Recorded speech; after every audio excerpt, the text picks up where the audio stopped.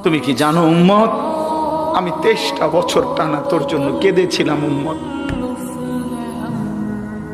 আমি এমন কাঁদা কাঁদছি রে উম্মত তোদের জন্য। এশার নামাজের পরে দাঁড়াইছি, ফজরের আজান পর্যন্ত আমি আমার মালিকের কাছে তোদের জন্য, উম্মতের জন্য চোখের পানি ফেলে কাঁদছিলাম। আমার এত চোখের পানি তোর দিল গলাইতে পারলো না। আমি তায়েফের পাথরের আঘাতে আমার পিঠটা চালনির মতো ছিদ্র ছিদ্র হয়ে গেছে রক্তে।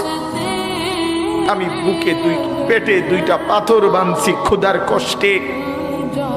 আমি উহুদের দান দান শহীদ করা রক্তে উহুদের ময়দানে পড়েছিলাম বেহুশ হয়ে।